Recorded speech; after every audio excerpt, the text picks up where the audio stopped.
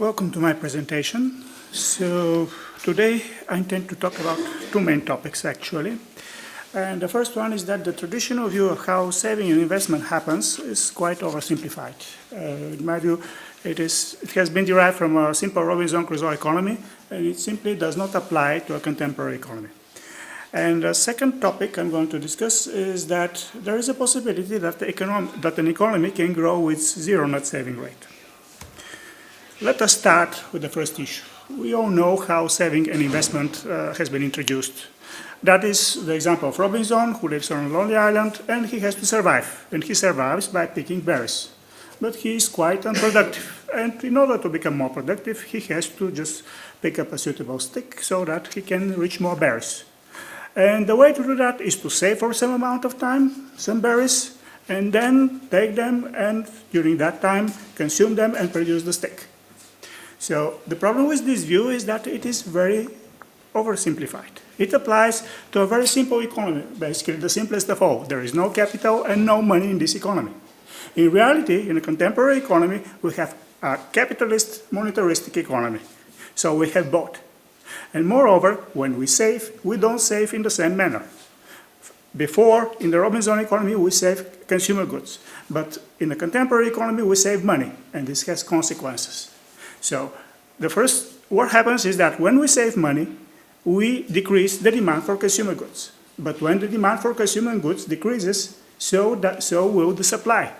There is a certain transitional time between the supply decreases, but it will decrease nevertheless.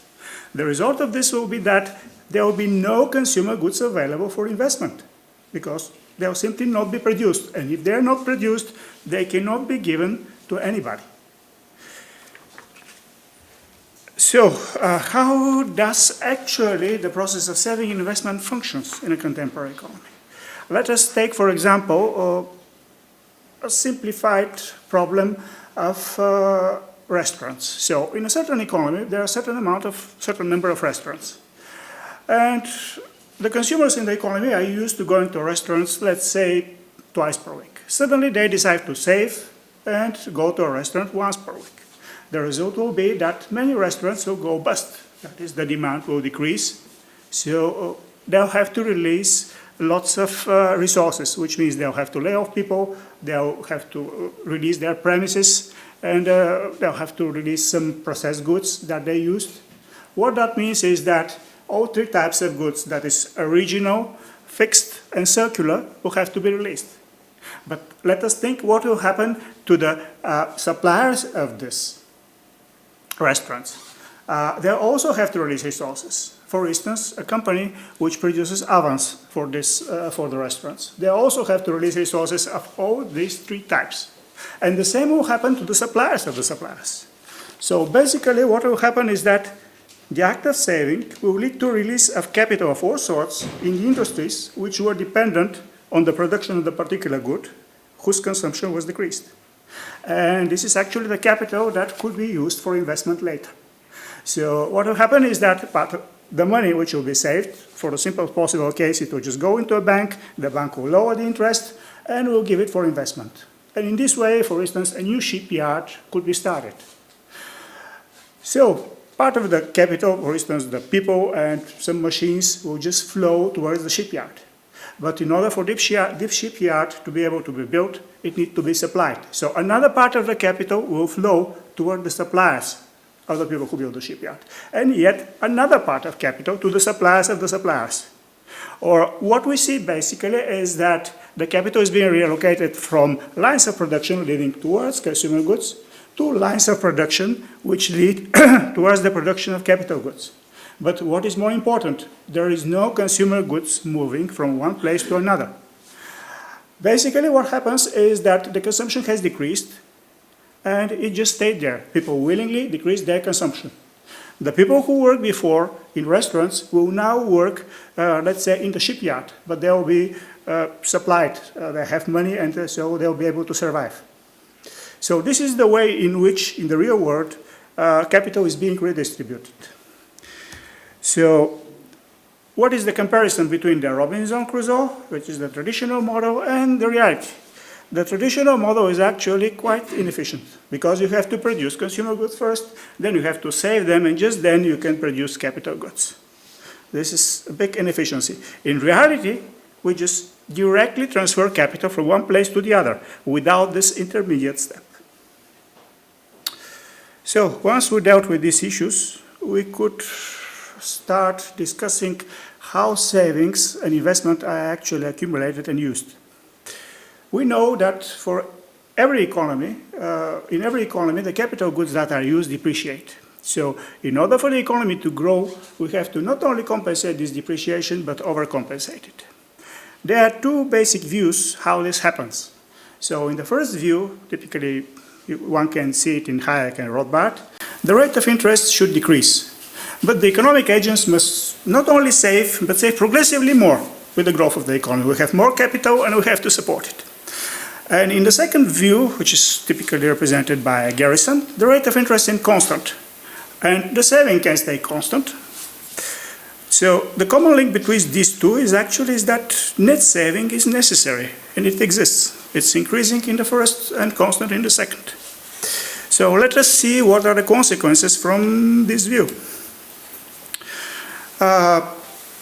What this actually means is that the whole economy, the economic actors, must not only save, but save constantly. Let us imagine a branch of the economy under invariable money, let's say banking. I have singled out banking because it is just visible there. Could external savers put their money there in order to compensate depreciation? And the answer is actually no, because nobody would put his money in a bank and we will know that this money will go to cover some losses. Basically, people expect that their money are protected and moreover that they get something back. What is more, people tend to save for something. They don't save indefinitely. And if you want these savings to go there, they must never stop saving from now until eternity. So basically what we can say is that external savings cannot be used in companies in general in order to compensate depreciation. But how about if the companies themselves compensate the depreciation? That is, if they use their own savings. This actually does not happen. From the point of view of the companies, depreciation is an explicit cost. So, and as such, it is simply not saving. In the same way in which for the people, the working people, saving comes from net income. For the companies, saving can come only from profits. But if it doesn't come from there, it is simply not savings. So what is left actually is for these companies to pass their depreciation costs to their clients. And that's what they do. They raise their sales prices.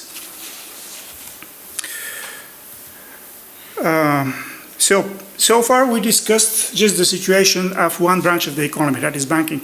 The same, however, applies for all branches.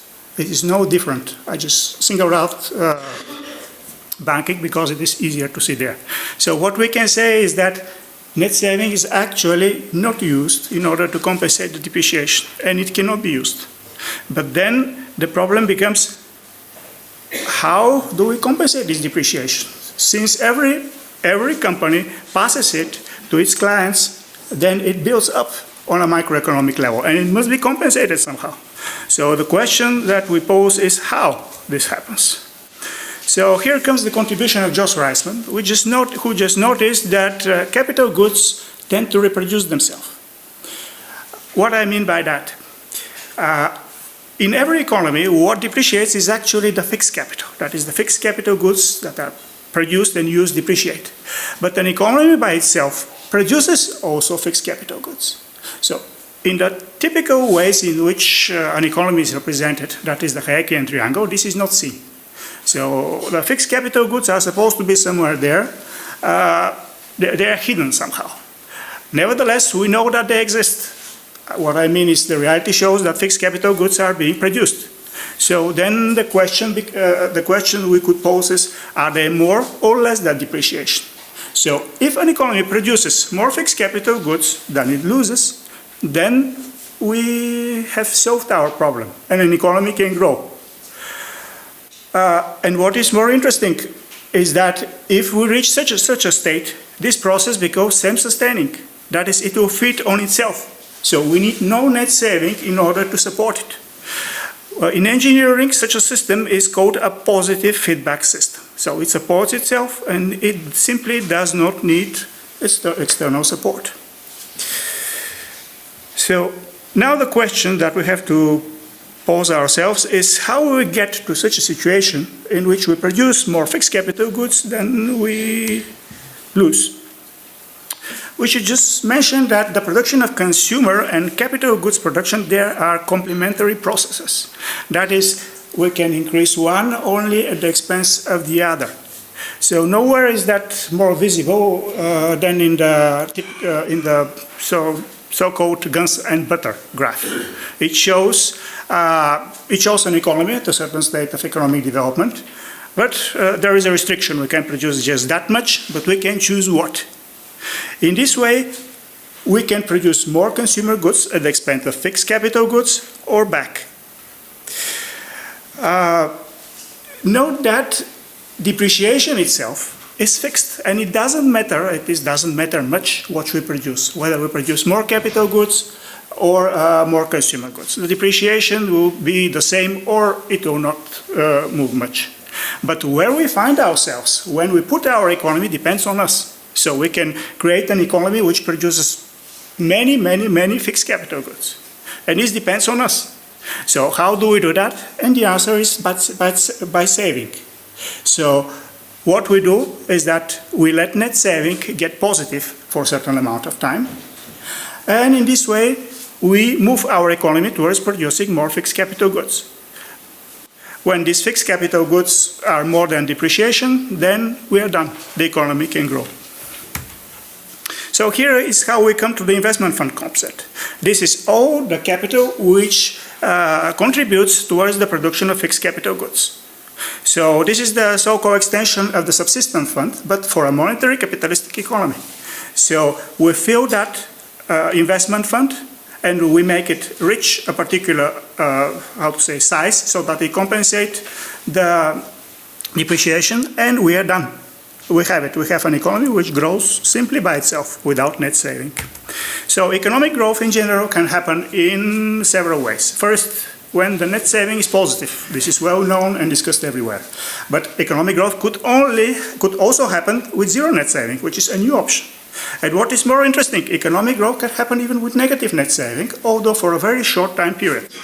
If we have that investment fund and it is drawn down, but it hasn't reached the depreciation, we still grow, although with a negative net saving.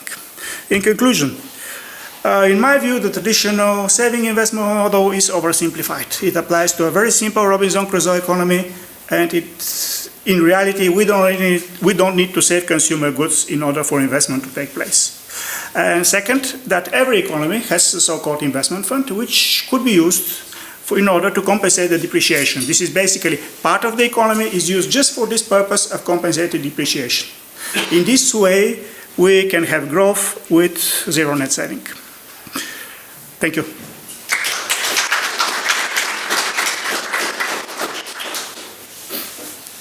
Thank you for your presentation. Now it's time for questions. Here is the first one. The second one is there.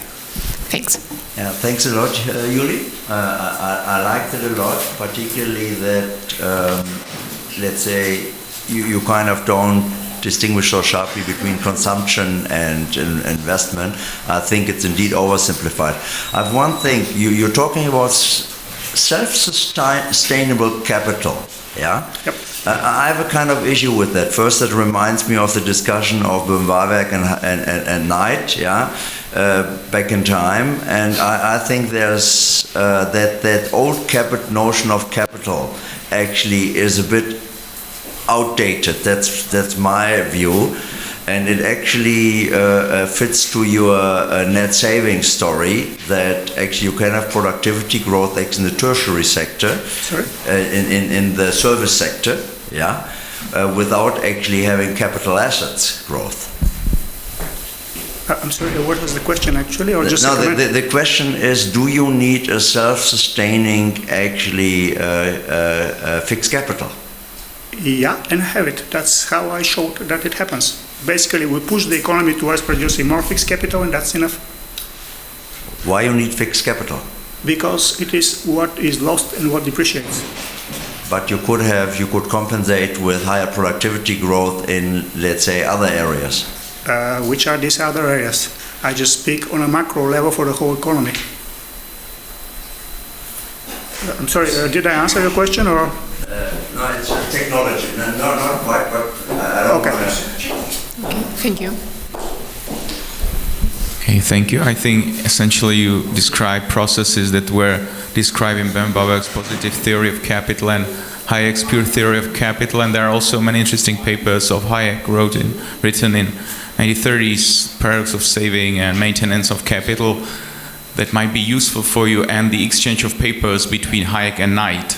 That would be interesting. You could Because send me some. Knight was read. writing about a capital that is a homogeneous mass that sustains itself. The story that, when consumption demand drops, then factors of production might be released. That's the Hayek story. And then he said, sometimes when consumer goods that were not bought are durable, then can be used at time when new, longer processes haven't matured yet. So that's the perfect Hayekian story. And one thing that I would recommend to you is that when you look at the Solo model and growth accounting approach, here you can see how net investment, net saving, and technological progress, and all these determinants of economic growth, interact in producing economic growth. So your story might be like compare with standard neoclassical growth models, and that might be useful for you as well for your story. Yeah, thank you for the idea. Thank you. That's all? Okay, thank you for your... Okay, we have one more here.